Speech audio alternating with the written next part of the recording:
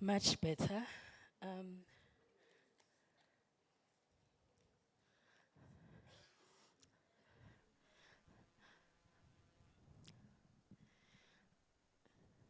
so I mean, I do know that, I do hope that even in the other group that we weren't part of, that the conversations were interesting.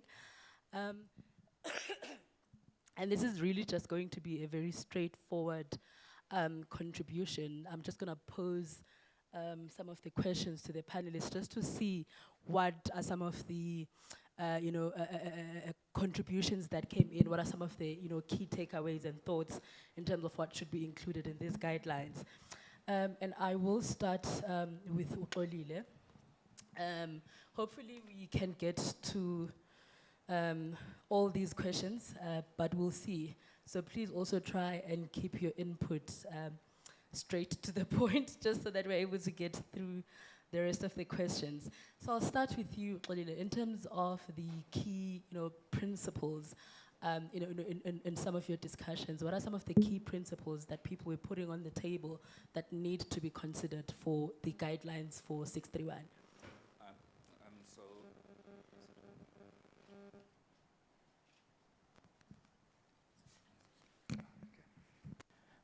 all right. So for us, some of the core principles, firstly, which came out strongly, was who regulates. There are a number of role players in the sector, so who regulates was quite important. There were issues which I guess from the news perspective, editorial independence, accountability, credibility, fairness and respect was brought up, and also issues around the economics of how you make everything work. Yeah. Thank you very much. I mean, the issue of regulation is a very important one. I mean, especially in South Africa, because we've got a draft white paper, that talks about regulation of the online content, and it's going to be interesting to see how all these local regulatory mechanisms are going to be factored in when these guidelines are being developed. So thank you for that. So for Resolution 630, Tinotenda, what are some of the core principles that were coming up in the conversations that states should observe in monitoring information integrity online? All right, so I'd just like to give a disclaimer. I have a very high voice projection. So if it feels like I'm shouting, I'm just getting excited, all right? All right, so we talked about how information should be reliable and protected from disinformation, misinformation, and other online harms. And then there should be respect for privacy, even within the scope of the POPI Act. And then the African Charter on Freedom of Expression should continue to guide rights-based approaches. Okay, thank you very much. I mean, I like that, we do have instruments that, inform these current discussions. It's very important to acknowledge that there is already work that has been done and these resolutions build onto existing work. So now back to you, Xolile, in terms of the criteria, because if you look at public service content that's produced by public service broadcasters, there is a very clear understanding of what that information needs to look like. In the current digital age, should we be sticking to that to that traditional mechanism or definition of what public service content needs to look like, or should we be adjusting public service content so that it is fit, or so that it is, it does fit the new production mechanisms? And what are some of the discussions, that were very important in terms of what public service content should look like in the digital age? So I think it's a bit of the old and a bit of the new. Why I say that is, firstly, in terms of categorization, as you're saying, public service broadcaster does a lot of stuff, and we can learn from that. So just how we categorize the different types of public service content, we can learn a lot, whether it's health or education or, so there's those categories that need to be defined. So there's a lot we can use from existing.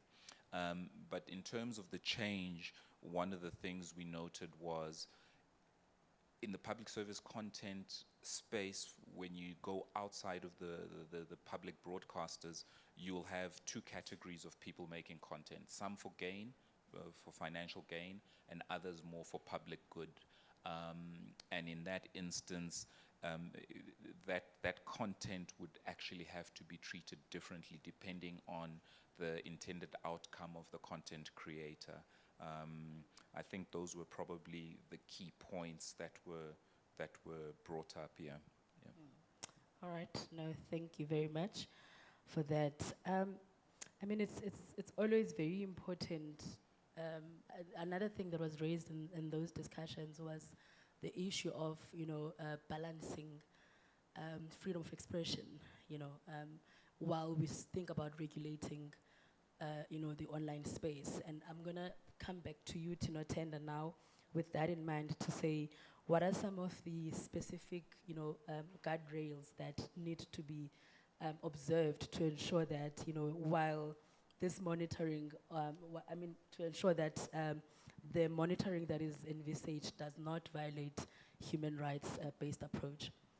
All right, so we mentioned that there must be a clear separation of power between big tech companies and the state, and then laws and regulatory frameworks should be updated to actually address the current digital challenges that we have, and then independent fact checkers should be supported and integrated into accountability systems. All right, no, thank you very much. So the issue of fact-checking is very important, and I think that also links to public service content, because if you think about the discussions we're having, we're talking about these new content creators, producing public service content, but what are some of the fact-checking, mechanisms that they can actually utilize? So please keep that in mind while you answer this question. What is also the role of tech platforms in advancing public service content? We've seen how, in Canada, how Facebook decided they're not going to come to the party. They're going to deprioritize access to news, and news is a very important aspect of public service content. So what is the role of tech platforms in advancing access to public service content? And if you look at the current issues, are we able to make a U-turn from them being, from them not forthcoming? Is this even something that's possible where they can come to the table and engage and advance public service content? So I think that the tech platforms, it's really an incentive issue in the sense that anything that's in their benefit, they will consider. I think in our group, someone raised the Facebook issue, or not the Facebook issue, the Facebook, let's call it case study, where Facebook was actually, within a walled garden was providing free content. So it's not impossible that the platforms wouldn't come to the party for public service content. I think it's just an alignment of incentives of what we are looking to gain and what they benefit from. But it was also raised in our group that as advocates for public service content, we should actually also be a little bit more aggressive in that we shouldn't care what the tech platforms want. We should push our positions and put that forward and try to actually win on that front as well, and not necessarily be reliant on trying to co-opt the tech platforms. All right. So engagement clearly is very important. So I mean, I do hope that eventually even X will be part of those, tech platforms that are willing to engage. So Tinotenda, earlier you mentioned the issue of regulation and how regulation needs to keep up with these developments. So, what are some of the governance changes that you think are required, to open up platforms to be monitored, in advancement of information integrity? Um, so we had mentioned something along the lines of the platforms, right? The online platforms being able to publicly disclose the moderation policies, algorithms, the decisions, and about the content and removal processes, right? And then, sorry, now I can't see. I'm panicking. All right. So we go back to the fact checkers again. They need to have resources to actually contribute to this. Yeah, so the issue of platforms being forthcoming with information, is a big one. Yeah, but thank you for that input. And just also in relation to that, what are some of the governance changes that should also be considered, but now in relation to public service content? So I'll come back to one of the things we mentioned on the core principles around who regulates. So I think there's going to be a new regulatory regime that will have to come in place, because there'll be different dynamics, like I mentioned, different people creating public service content for different aims, commercial, non-commercial. There'll be different categories of content which need to be categorized. If I think of health information, there may be some health information that is not suitable for, say, under 16s to consume, but it's still public interest content. So I think, yeah, there's a bit of work that needs to be sort of done on that front. So if you think of online, if you think of a podcaster, that do you think that in terms of this being practically implementable, think of MacG, for example. Controversial, right? But do you see podcasters wanting to come to the table to produce public service content? Here we're talking about people that already have the following, and keeping in mind that the type of content they produce is the content that actually led to them being recognized. So if we're now talking about them producing public service content, is this something that they would be open to doing? I think it's a mixed bag. It's probably down to a personal preference.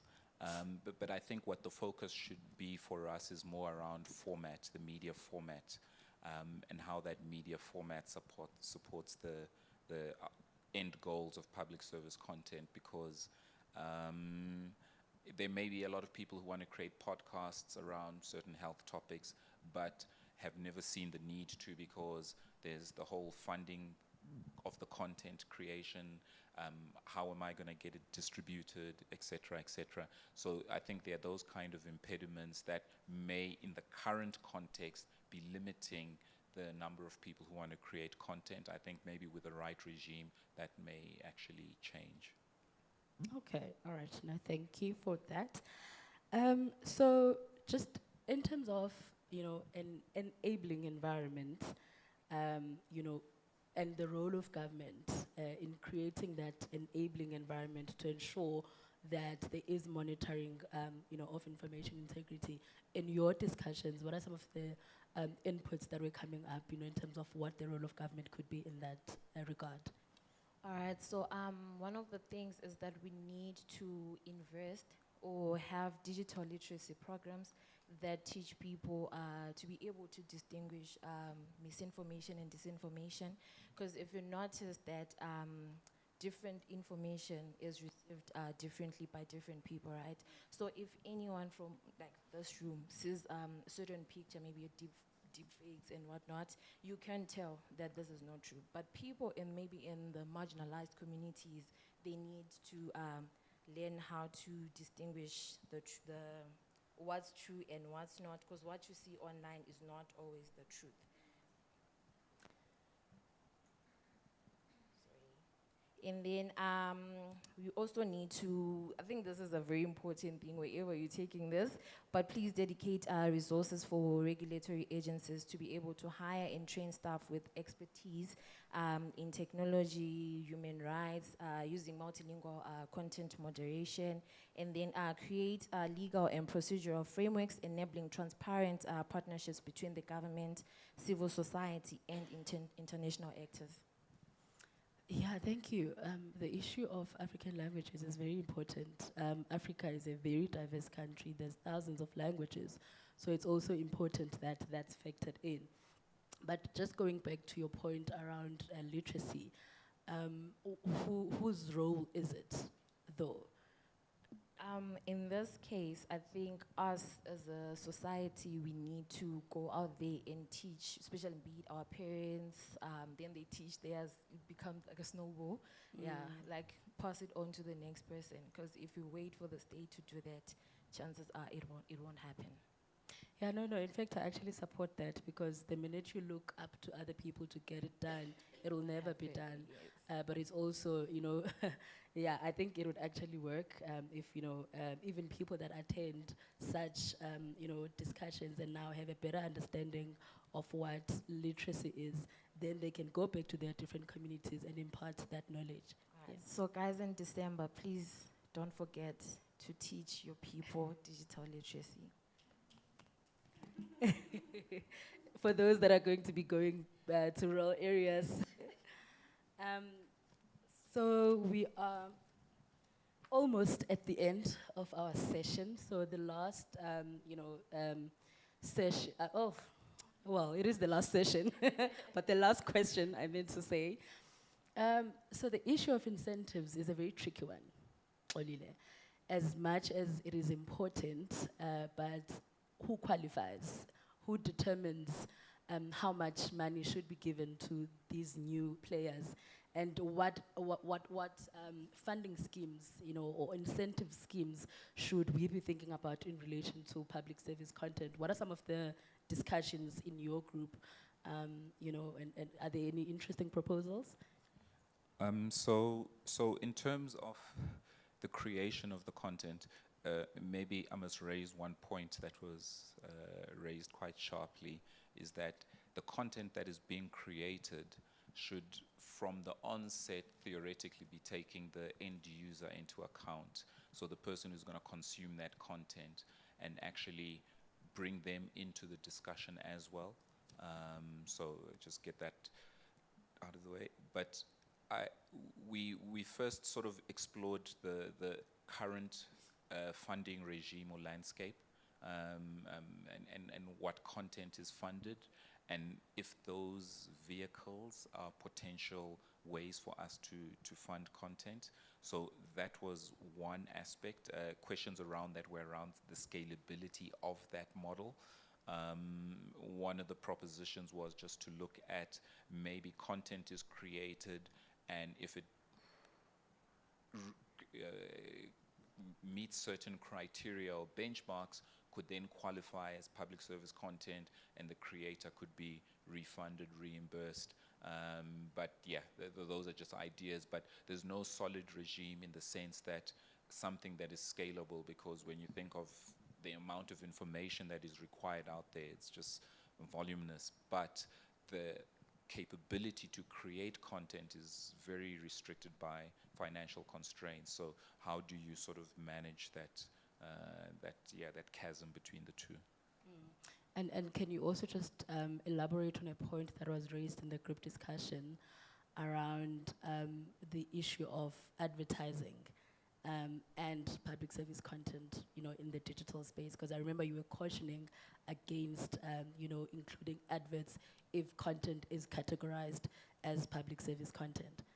Yeah, so I think the question is, as we said, the person who's making the content at some point has to get the money back for making that content.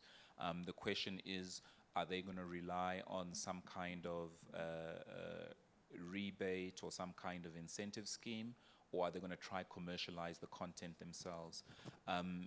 Where it gets tricky is if you try to do both things. So commercialize it on your own, which you might use advertising, which is the modus operandi in most web or online spaces, but then still try to benefit from um, um, um, incentives that may be put in place. So if we say, for instance, this public service content must be zero rated, right? An MTN could rightfully argue that actually that's you're getting free access, and then on top of the free access, you're then commercializing, which is obviously feels a bit anti-competitive. So yeah, so I think those were some of the things that we were considering. All right, thank you very much. And I think the discussion around zero rating of public service content is really important. Perhaps, you know, in other forums there'll be more discussions just to delve into that and unpack how it would actually, you know, be practically implemented. And then coming back to you, Tina Tenda, and I also just want to say the point earlier, so we are not saying that the government does not have a role. We're not saying that tech platforms do not have a role to drive digital literacy, but at the same time, we're saying each and every individual also needs to ensure that, you know, they take some sort of responsibility. So in terms of formats that could guide, you know, partnerships, what are some of the, you know, discussions or the key takeaways in your group? All right, so state actors should partner with the civil society, that's basically us, and then independent bodies and regulators, making sure that public participation in monitoring is easy, inclusive, and accessible to everyone, like everyone. But, you know, we know that, you know, civil society organizations are always willing to jump in and collaborate, but it's difficult to get the other players on board. Was that raised maybe in your discussion? Not really, but what was raised was something along the lines of, if we start, maybe, like if we start as a society, the civil society, the organizations, maybe it'll get attention from the higher powers. So as long as we start, then yeah, maybe something could help. All right, so I just want to open now the platform to the people in the room, just to hear if there aren't any questions or just any you know, further inputs. I will take only just one round of questions and inputs. Are there any hands? Going once, going twice. Okay, so there aren't any questions, but I think it's because everybody was involved in the discussion, so they've already given their input. So just coming back to my wonderful panelists, just like in terms of closing remarks, why is information integrity important in Africa? And you could then couple that up with, you know, closing remarks and just whatever important thing you want the audience to remember regarding this resolution. So I think on my side, and I'll piggyback to our theme, public service content is important because in the information age, all our actions are fed by the information we receive, which is digital these days. So whether it's video or whatever format, but information is the lifeblood of how we function in this information age. That information has to be correct, accurate, and you know, achieve its intended goal of you know, dissemination. So the integrity component becomes so important. You can imagine if you do get to our, you know, dream state of public service content being freely accessible, if it's not accurate, then the chaos you're causing would be terrible. So yeah, so that would be my, you know, explanation of why integrity is important, or information integrity. All right, over to you, Tina Tenda. All right, so he did take most of the words out of my mouth, but I just want to say integrity does drive, it underpins democracy, right? And it's very important for us because when we ensure information integrity, it helps empower citizens, drives democracy, and also supports the development of our continent in general. All right. Thank you very much to the both of you for your insights. Thank you to everybody who stayed until the last minute of the session. Yeah, thank you very much. I think we can then stand up and take a picture. But I do want to emphasize that these regulations, I mean, these guidelines are very important. I really encourage you to use that QR code that you got to make sure that you contribute. So thank you very much. But are you done? Okay. All right, I know everyone's tired.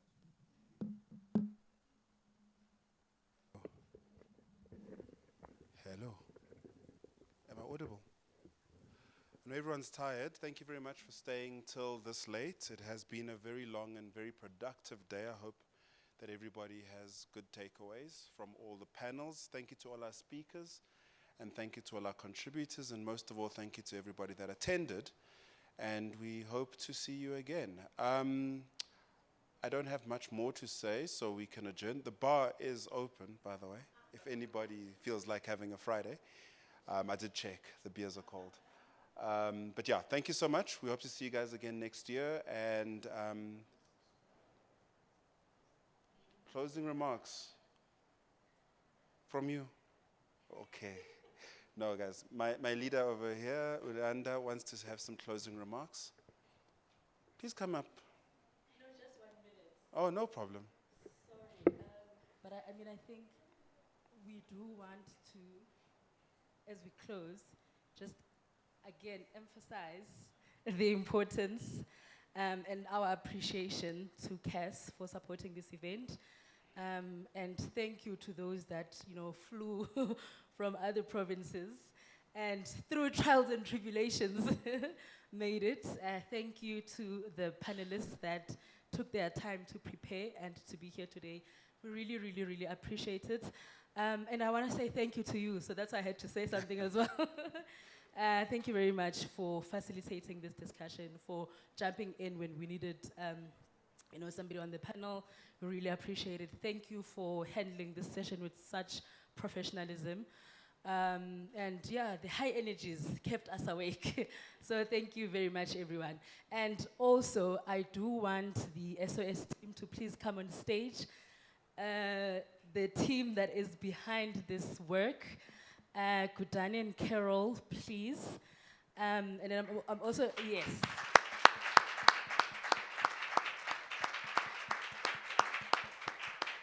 It wasn't easy.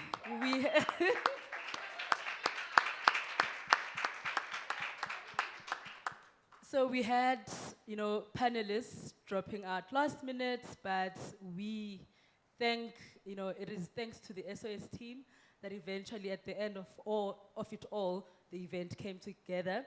So I'm just gonna give them 30 seconds to just thank everybody.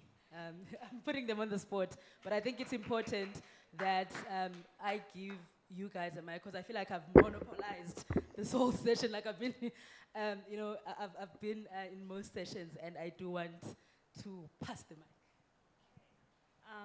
Thank you everyone for coming. As Yana has said, it was not easy. I'd like to thank Kaz, Kellen and Elizabeth. They're very helpful with putting everything together. Thanks for falling apart last minute.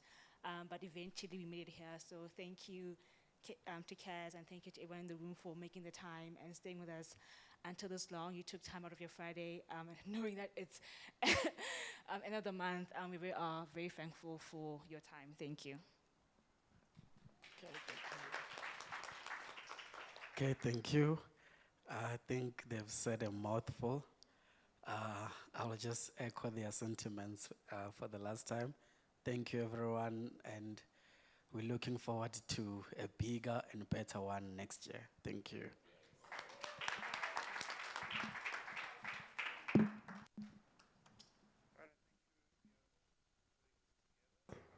And yeah, let's not delay anymore. Thank you, everybody. Have a good weekend, and adios.